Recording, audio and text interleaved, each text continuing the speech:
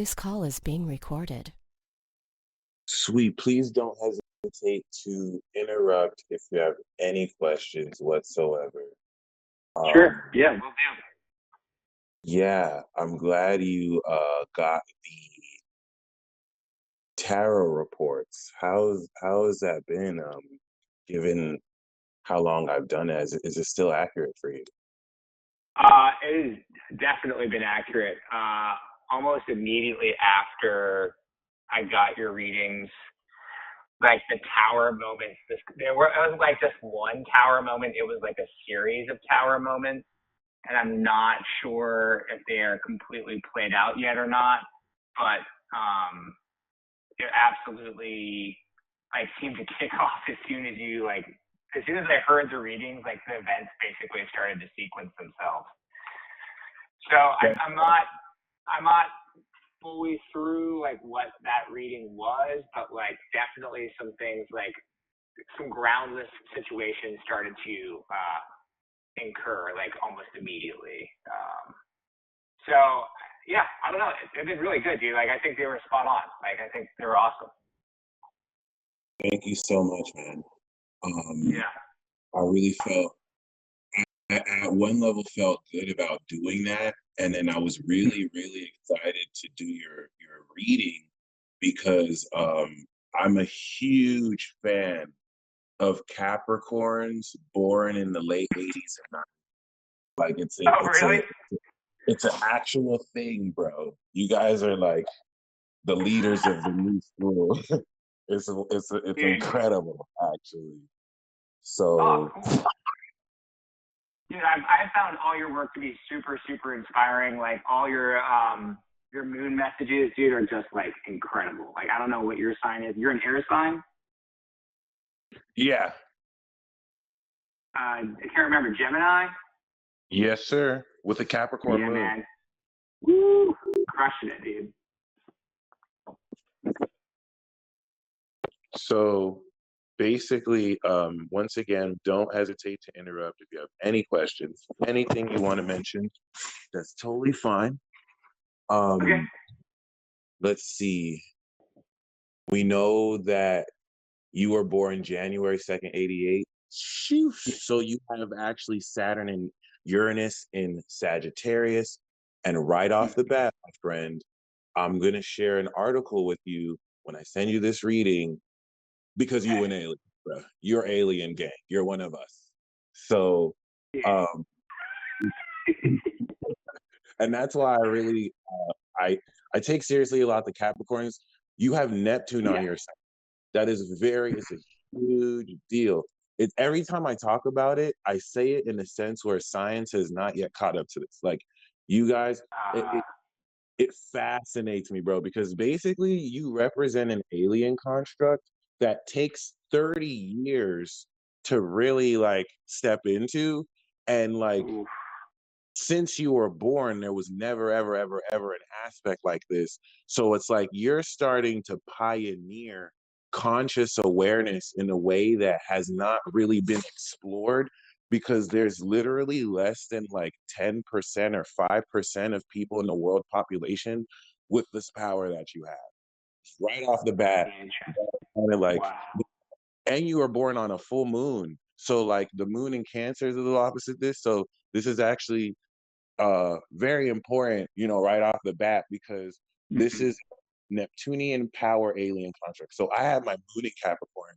I actually have my moon on here, and this is what Mhm. tapped me in. That's why I'm a fan of the Caps. Like, I understand y'all like no one else really does because I'm aware y'all Yeah. got psychic powers. Like, a lot of people don't really like people. Some people get it, but a lot of people don't understand. Like, I understand how psychic y'all are. Actually, I don't even understand. I only have an idea. So, like, the Neptune power here is the real deal, bro. As someone who has the moon here, the sun, I'm more of a vessel of it, but you're directly aware of this. And what I noticed, because Neptune blends energy, it's very common Yeah. for you to believe that like everyone perceives reality kind of like you. Like everyone is kind of aware. And it kind of can feel like that too, because Oh, as dude, yes, totally. I totally think that. I think that everyone sees things the exact same way as I do. And okay, here's the thing, because it's not even as simple as that, because Neptune is representative of Pisces. So you're Mhm. literally an extra dimensional power source that taps you into the astral realm. But because it's connected to Pisces, I'm so grateful that y'all have shared this, because it makes a lot of sense. I feel into it too. You're tapping into like extra dimensional facets of other people. So you can literally Mhm. of stuff that they're not aware of, but it's gonna look like they're aware of it because you're tapping into a part of them that kind of is aware of it subconsciously. And so it's gonna Yeah. feel right. It's gonna feel like maybe consciously they don't know, but these motherfuckers do know something. They're just either hiding it. Yeah. Right. It's And so weird when I talk to people, like different parts of them come out, and I'm just like, why did it take all this to tap into that? And the lesson that you're realizing is this is the consequence of you being, at the God level, as a higher being, because what you're actually experiencing is the reflection of you as a collective entity through the collective. You're an individual collective director, individual because your moon is a collective.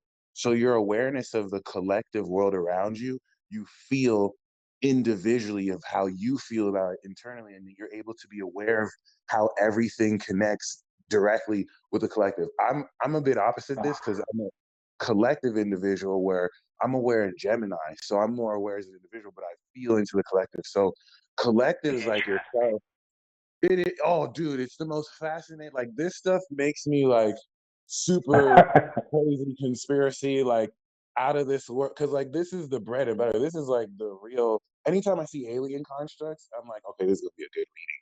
Cause like cause you technically your existence is sci-fi. Like scientists acknowledge your existence in only comic books and like sci-fi narratives, but it's actually real life. So it's just like, holy shit. Um, Yeah, because yeah. and the reason why this is important is once again, as a late Leo rising, you're solar Mhm. king. You're the main character. So like, even though your moon is 0 degrees Cancer, and please don't hesitate to interrupt. Anything you want to mention. Your sun is in the second decade of Capricorn, but seeing that your rising is at the very end of Leo is very important. I'm using an equal sign system, so this of course puts Leo in your first house, and it Okay. puts most of Virgo in your first house. Every house is going to be 27 degrees.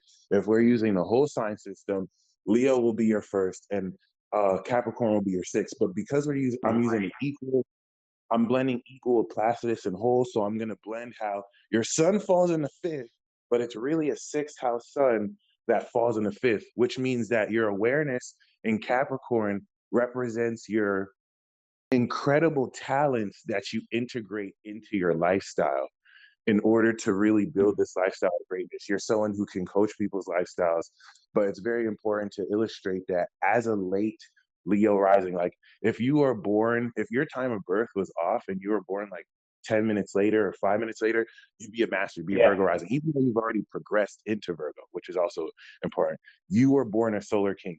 I'm a 27-degree Taurus rising. So you as a 27-degree Leo rising, it means something. You're close to the fixed star, and it's a sign of your mastery of personality. I didn't start to take this serious until I realized, oh wow, like people in this life who have like rising sign degrees at the end, they're a Yeah. lot more influential or masterful. For example, President Trump and Drake, they're both 29-degree Oh, Leo rising. interesting. You're right, and Huh. that's not like a coincidence. Like if you think about their personalities, if you think about how influential they are, a lot of that has to do Sure. right. So to see Yeah.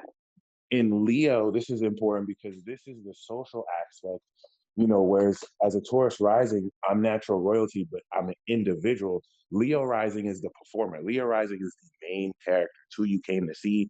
It's literally the social axis that's opening up the seventh house for you, right? Jupiter's on your seventh because you're literally stepping into a whole new seventh house chapter of relationships. The reason why it's important is as the performer, you're going through controlled opposition, where now you're playing Mhm. to that audience. you've developed your character. But see, all this goes out the window because you're like a super Capricorn alien. So like you literally have the ability to manipulate matter. Literally with Neptune on the sun as a Neptunian power alien, you can ascend, you can be mystical, you can dance the sacred dance, you can create world through peace. You can create world peace through visualization, film production. You can assist the dying in crossing over.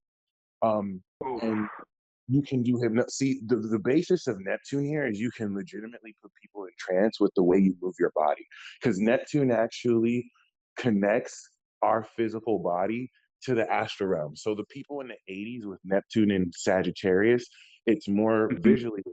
And then the monsters who are born like in the late 90s and in the year 2000, they're like just crazy advanced with this. It's going to be terrifying. But ours is in Capricorn. So like, unlike most people in the late 80s and 90s, you actually have your sun here. So this gives you actual power through conscious awareness, where most people, once again, they're not going to be aware of this intuitive insight. Some people are, but you're directly aware. It's the most important thing that we want to establish, because Yeah. Mercury here, your sun on Neptune, gives you this ability to literally ascend. And I want to kind of once again emphasize that the sun on Neptune, it's not even just ascending. You're literally able to now, with this Neptune filter, see the desires, the delusions, the dreams. It's easy for you to get a sense of how people, it's like it'll show you where people are delusional, but it'll also show you the higher divine nature and level of an individual. You can see into someone's greatest potential, but this can also cause people to project all sorts of delusions and insecurities on you. I know a Capricorn woman who I've been obsessed with this because I was projecting onto her what I felt with Neptune, and she helped stimulate a lot of my own intuition, synchronicities, signs, which you'll awaken to others. But it could be very easy for people to project on you that you're controlling it, that you're doing it. And it's not in a sense that you're not, it's just because it's because that we're dealing with an extra dimensional power. Like you're literally drawing from the realm of imagination in the astral realm, and you're able to anchor it physically through Capricorn. This is what will have your body intuitively move. But your sun's awareness here gives you direct control over the ability to harness this supernatural power. And with Neptune here, there's a bit of a trance and hypnotism with which you can literally engage with people at a body language level. So even if they see you, even if they don't see you, like there's a rhythm here now. And this is the kicker. Mercury, Mercury in Capricorn now links your brain's processing power with this psychic energy. So unlike if it was just the sun Neptune, you'd be aware of these dynamics, but Mercury literally is the control panel that lets you process and literally understand what it is you're seeing. So like we can call Mercury the remote control, and this infuses your, yeah, it's lit right off the bat. It's Yeah. super lit. And knowing that, right, this is, I always like to emphasize its importance because now you've had your Saturn return. And the thing Yeah. about us being born, right, Saturn and Sag, Cap, Aqua, and Pisces, we are quintessentially late bloomers. And the reason why I would acknowledge that we're late bloomers is Saturn at the end of the cycle represents our collective karmic responsibility.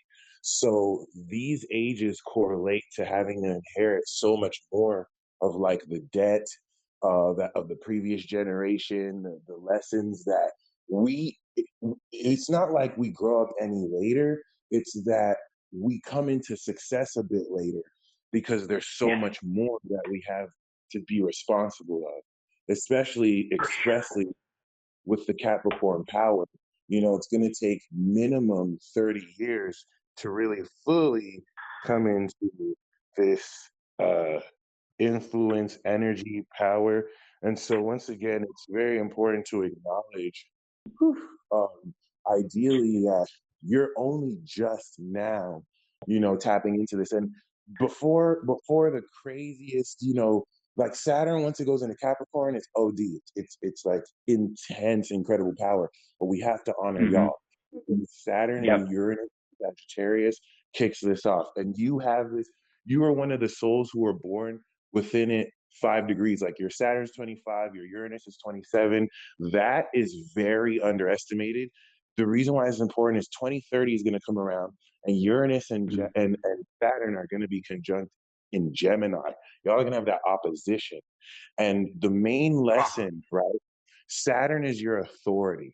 So the Saturn in Sagittarius soul group, if we think that Saturn represents material reality, the ruler of your sixth house is in the fifth, is on the fifth house, fourth house in Sagittarius, that gives you the authority over maintaining integrity over meaning and being able to really flesh out the meaning of an experience. So this governs philosophy, religion. Yeah, you can discern what things are factual, especially as a Leo rising, you got the receipts. So you manifest a very practical, critical perspective in order to let people know where they're full of crap because they need logic in their lives, or you're just able to pull out the receipts. Like Virgo in the second house really Yeah. to your back. And this is important because you don't have any energy there, but it still constitutes how you make money. For example, you paid me so we can talk Yep. individually. I have Gemini individually in my second house. So the way I manifest value is literally communications. It's individual, which gives me a lot of more leeway, but you Mm-hmm. have the social energy. So you have your royalty literally the next level up, where as a social solar king, you are manifesting perspectives that appeal to more people than just one-on-one. So this opens up a much higher income potential. And whereas I'm manifesting communication, you're manifesting tangible physical change. So it's like giving people ideas, but also you could, some people with this probably make pottery. Maybe you actually manifest physical items. It's not necessary. Yeah, I'm But a baker. oh, there we go. That's so awesome. I opened a bakery 11 years ago, and it's like the only like bread bakery in the town that I live in. And I just knew that for whatever energetic reason, like there was just such a lack there that I just decided to like make this thing happen. And I've just been baking bread for them ever since. Oh, gotcha.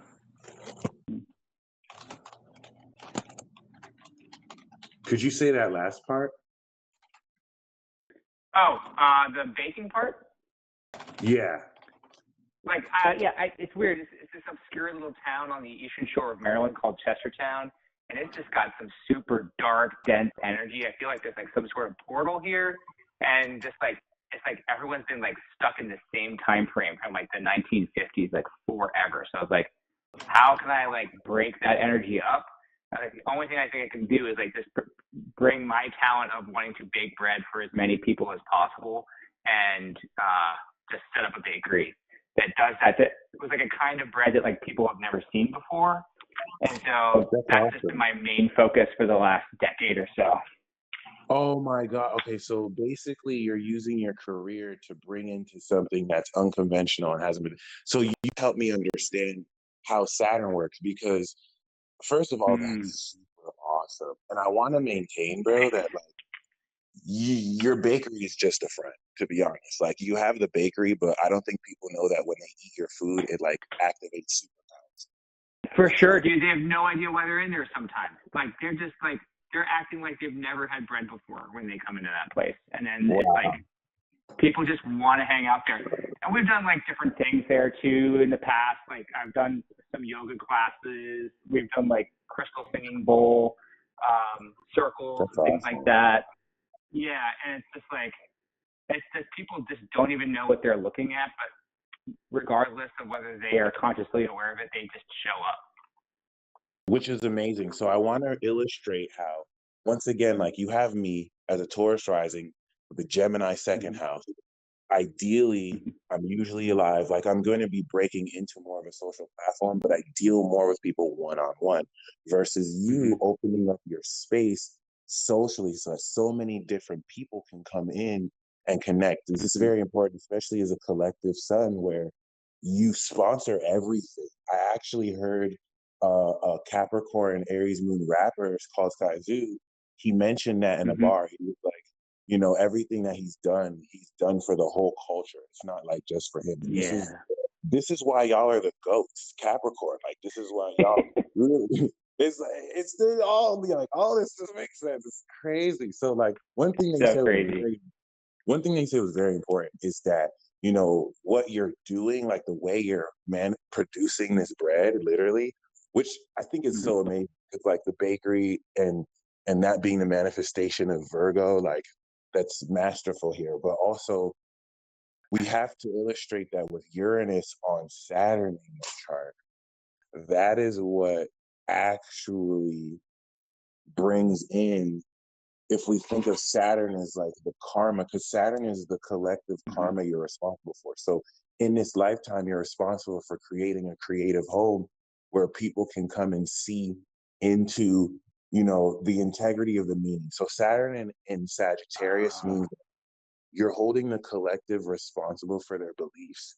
It's not like you're not necessarily someone who's just going to believe anything. Saturn means you have Yeah. master authority to really discern the quality and integrity of the meaning that you're able to show, because this is a form of visual magic here. But Uranus here now means that your karma is attached to busting and innovating the system and literally bringing in new cycles of stuff that no one will ever see. And I think that was really keyed in when you said over the past decade, you've been aiming to like really manifest bread or work in a way that, you know, the bakery hasn't necessarily done. And Yeah. on that show, which is amazing, rather, that's showing me how you're using your business to like innovate the system.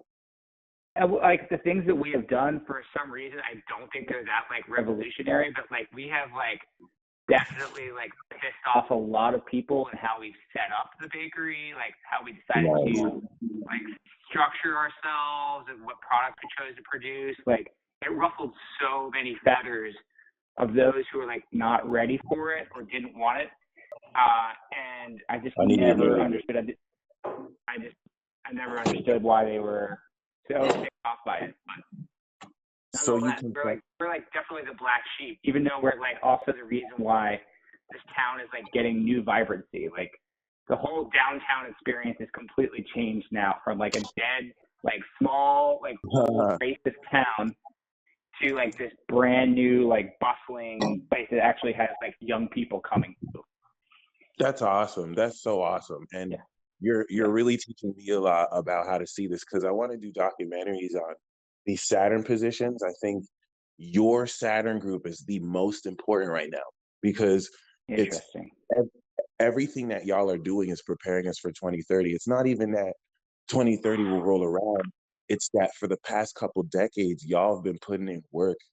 And so you're literally like bringing in not only new energy. Uranus here is so very important because it's opposite your Chiron and Gemini. And now you confirm to me that the Uranus Saturn is very disruptive. And it's going to ruffle feathers because what Uranus is doing is it's shitting on the modern convention. It's like saying, okay, this is traditional, we're completely innovating it. And Chiron opposite here is important because the 88, I think Drake or Nicki Minaj has it too. But Janae Aiko, Big Sean, they were born in '88. I'm kind of referencing them because as musicians, you know, with the Chiron and Gemini is healing communication. So it's like the frequency and the words you're using to heal people. But realistically, it's going to trigger the crap out of people because the truth will piss people off before it sets them free. So For sure. I've gotten both, definitely. I had people who received it, and then I've had people who have like not received it. And this is where, especially in Sagittarius, the lesson of Chiron opposite Uranus is being seen as crazy as hell for really expressing, you know, certain ideas when really this is genius. So Chiron is what you're healing in this lifetime. And Chiron and Gemini at such a mastered level, which is really great to see these master degrees, like 25 Chiron opposite 25 Saturn is definitely speaking of this mastery of of being able to now heal, because the opposition is going to be an outside influence. So Chiron in Gemini is healing the courage or the emphasis throughout your whole life to communicate the truth, right? With Saturn, Yeah. which is going to be that opposing traditional influence that kind of harps in maybe outdated beliefs, that Uranus is Mm-hmm. innovating. So this is going to be a very important part of your healing, because your soul with your moon is within 5 degrees of this energy. So you're feeling very sincerely the dynamic of how you're healing and sorting the way people see into the truth, but not with like random ideas. You're grounding this in projects that show them unconventionally how you can really share these ideas. Because as a master Leo rising, Chiron now, and your moon is in the 11th house. So what is it you're individually healing? It's like with your business, you're doing these sound healings, you're spreading these messages that heal the collective.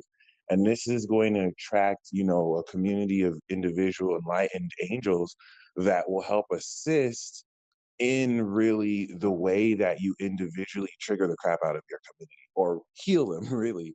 And the reason why Yeah, this it's is interesting. important, oh yeah, I would say the reason why Yeah. that's even more important is you have the North Node in Pisces that T squares this.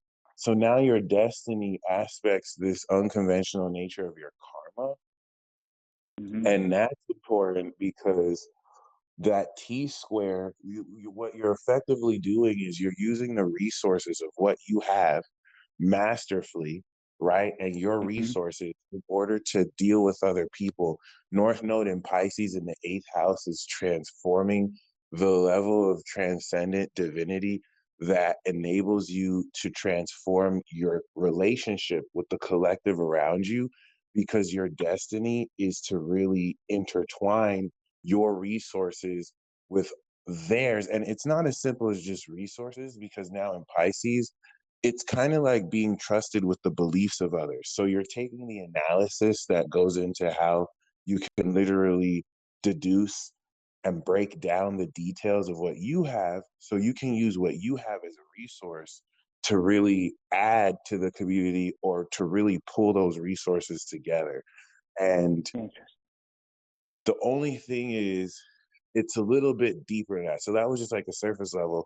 The whole thing with the Mm-hmm. 8th house and the 5th and the 11th is, with the 5th and 11th opposition, you're healing that confidence to express your mind to the collective, while Saturn is mastering and innovating your creative talents and abilities. Because Saturn here in the 5th would mean that you're very serious about what you love to do, and Mm-hmm. you nail it. Like you're actually very powerfully endowed. The limitations and delays that came are really to really build this, so that in the 5th you can make a living off of what you love to do. I want to emphasize that as a Leo rising, 5th house Sagittarius is such an abundant, joyful expression of your talents, where you literally bring to light and raise the vibration. But with Saturn very seriously and attached to your karma, the Mm-hmm. community effort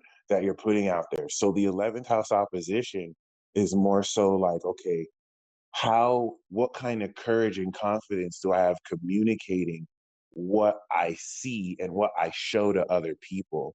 But the 8th house now is, who can I trust with that? Because the stronger the 5th Yeah. house is, the more you're willing to, in the 8th house, deal with other people. And it looks like the challenge could be, you can rest on what you have. Like you already have more than enough, versus investing what you have to really build on others, to really take what you know to be real as a real perspective to help transform and help others believe. And that's where this is a little bit tricky, because Neptune is transiting this part of your destiny. Pisces here, I like to think that the 88 generation with the North Node of Pisces, it's like all of y'all Mm-hmm. were like, okay, we're out this bitch. Like, this is our last lifetime. We're not doing this anymore. Like, we're just Dude, I real. so feel that, man. I so feel that. I'm like, I am doing cash out after this. Right. And it's, Yeah.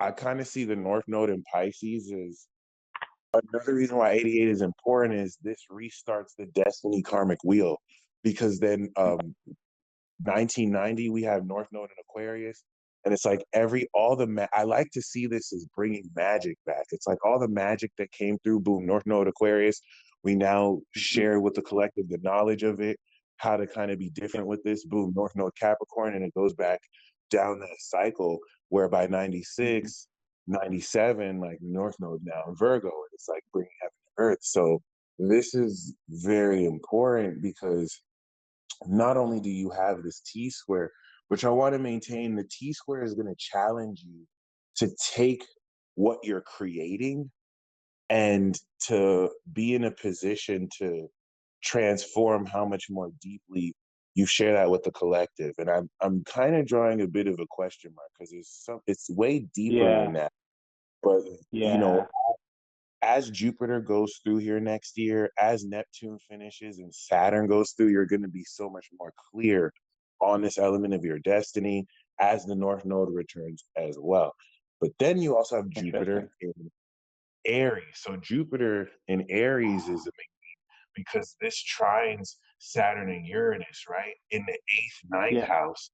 And so this is even more dynamic in that your creativity is being expanded in your ability to dynamically expand and teach the originality of what you're doing. And so this Yeah. really it really speaks to the very, pioneering originality into how you may be the first to move on certain ideas. And the more you can kind of take these risks, the more abundance will come through. And so this is going to favor, any original outlets towards teaching, towards individual travel.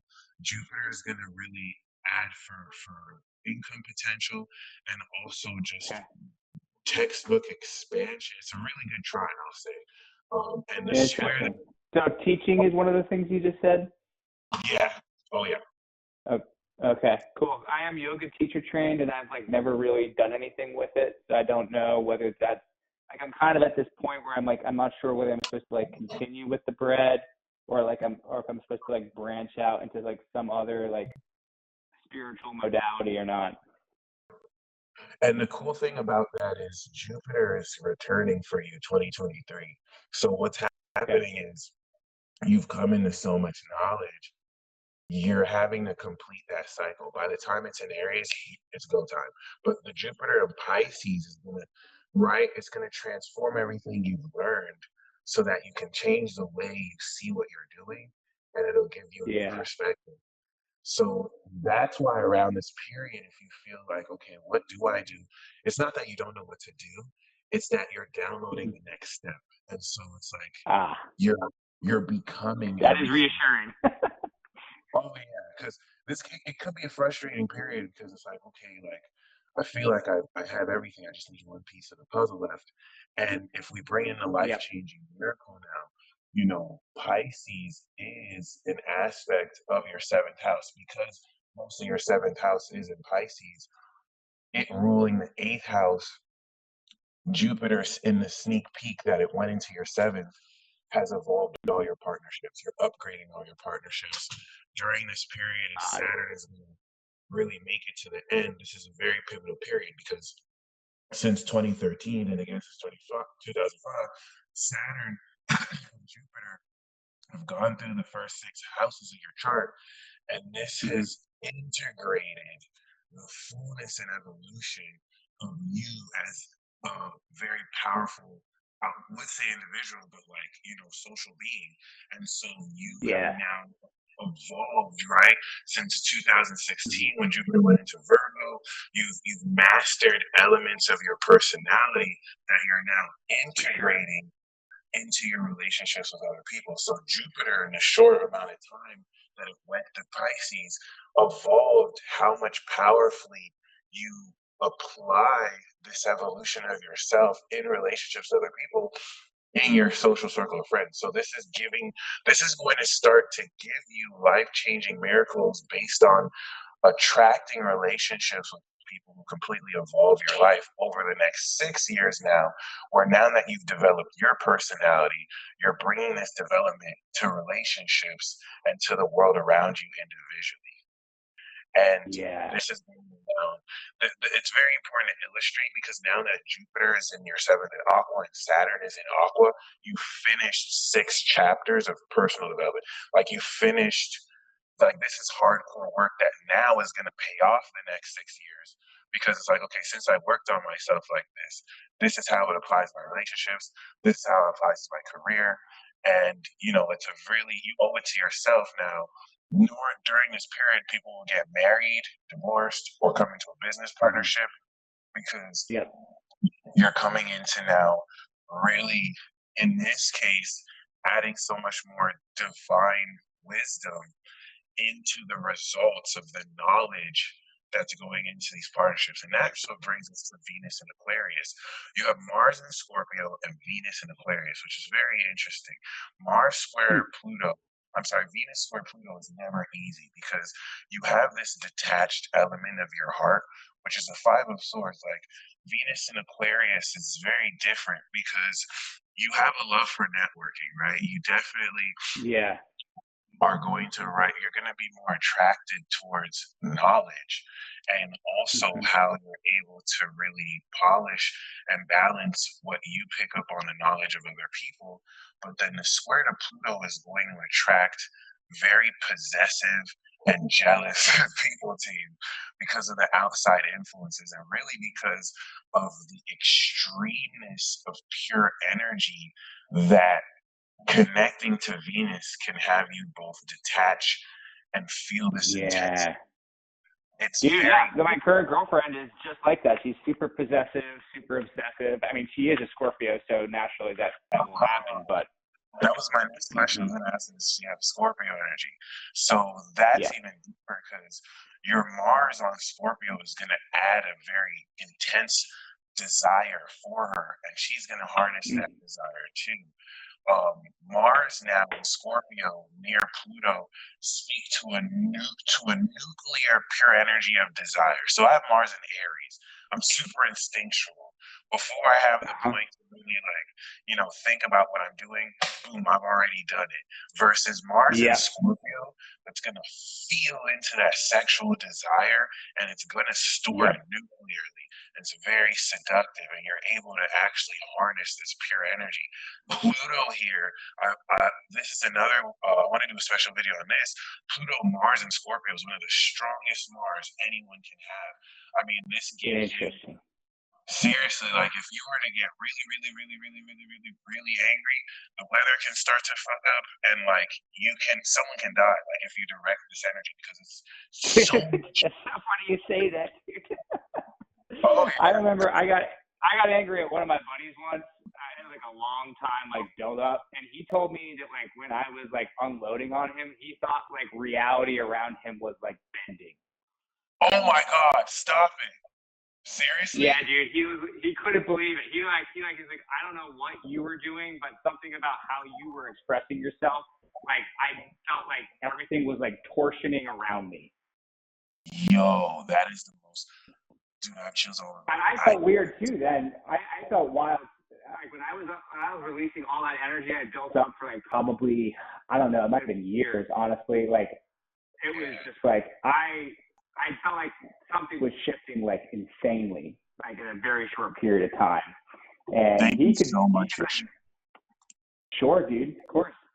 It really says a lot to him to be able to admit that too, because that, oh my gosh, like you just explained perfectly Neptune on your sun, and you confirm that for me too, because this is a form of reality warping.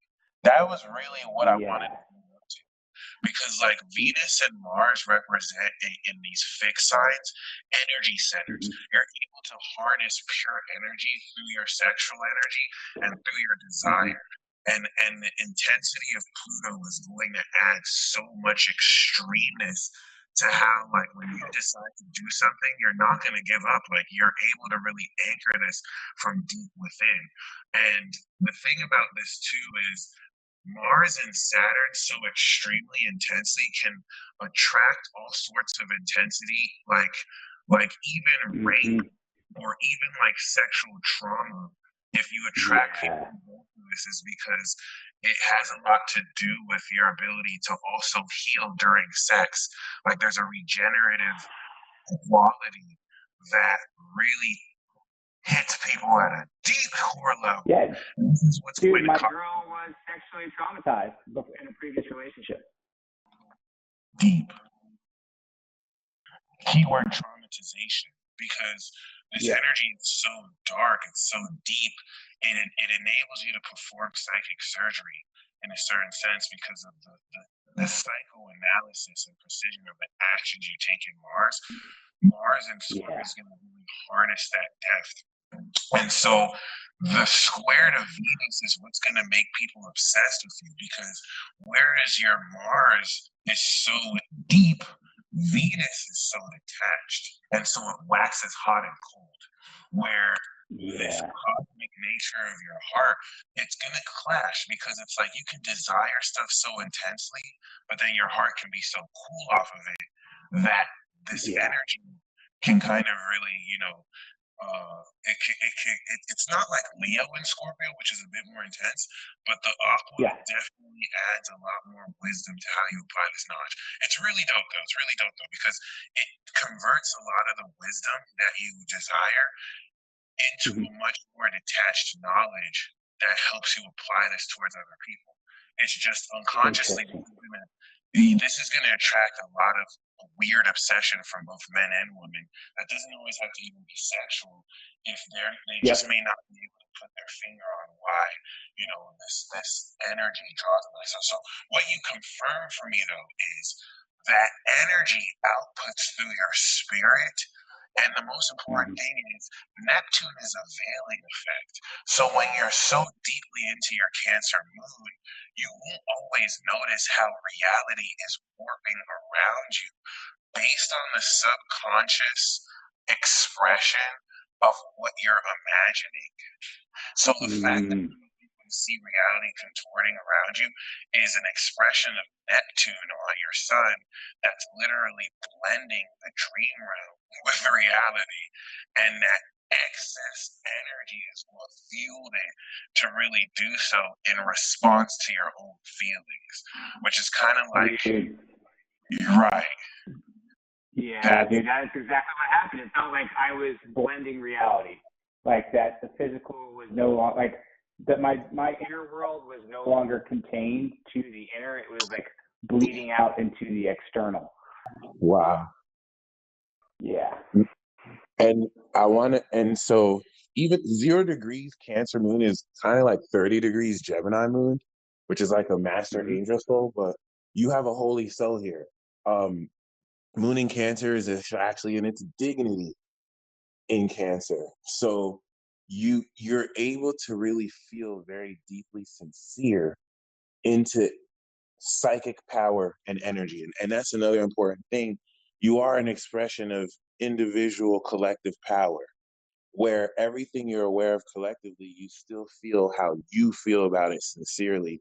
Attached to the 12th, it will transcend a bit of where you feel you belong, but also how you tap into the emotional, spiritual belief that constitute your reality. And this is where, as a full moon, being born near that full moon cycle, you're feeling into the sincerity of your emotions, and you complete it by controlling how much integrity you can maintain to really be about what you feel about. And that's why the full moon in Cancer is a completed version of Capricorn, where as a Capricorn, you're in control, but you can still feel literally emotions that extend forth to physical sensations, enabling you to direct and ground these energetic and emotional and electrical currents. So did you have any questions so far? Dude, it's so much to unpack because it's like you're like articulating things for me that I like felt and experienced, but didn't really know how to relate to because like, it's a lot of like self-questioning all the time, like, am I crazy? Like, all that stuff. Just like, I don't even know, man. I don't even know where to start. Like, I would feel like I would probably need another hour just to ask you questions, but I know we don't got that time. So, I guess it's like being in this town and like doing these things in the town have like, I think part of it has left me like wanting to like leave it and move on. And Right. like not really having the answers and what that looks like. But I think what you said earlier about like that the downloads are coming and that like answers will subsequently bloom out of that gives me a little reassurance to not like be as anxious as I have been regarding that. Right. I don't know, dude. It's there's like an opportunity to expand the bakery into this like old, like abandoned bank building. It is like super cool.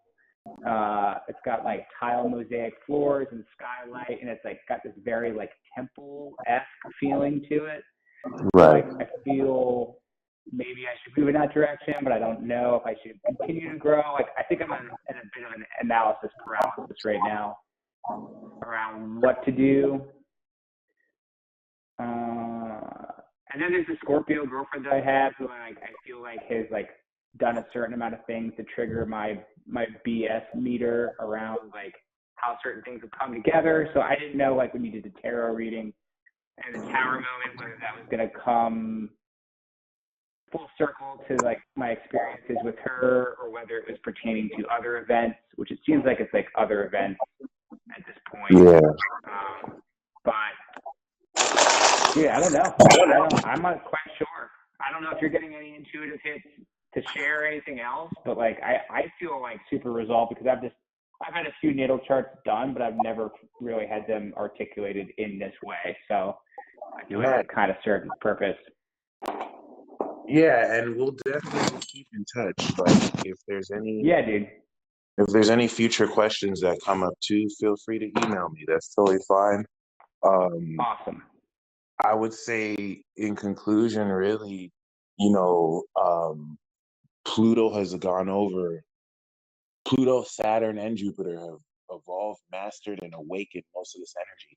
So you're going to be coming to, right, a much more supreme control and knowledge of how to really unpack this. And that's another thing you want to think of. Like you're a leader of the new school here, where you're coming into a more transcendent understanding of your relationship with the astral realm, where you can really blend and merge these inner and outer worlds. And just really want to open you up to that because your ability to harness this Saturnian power, especially, is going to continue to be unconventional.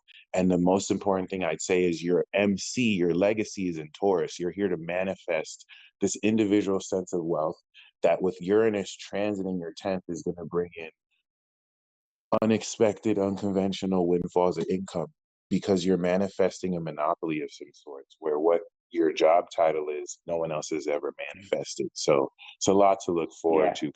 The North Node is going to come here next year and really focus on manifesting through destiny all of this wealth. Cool. Okay. Dude, that's so awesome. Sweet. Well, you stay blessed as always. I'm going to send you this recording right now. Awesome. Thank you, bro. I really appreciate it. Hope to cross paths again in the future. Oh, yeah, that's no problem. And you have a blessed week. You too, brother. Thank you. All right. Peace out. Peace, buddy. Bye.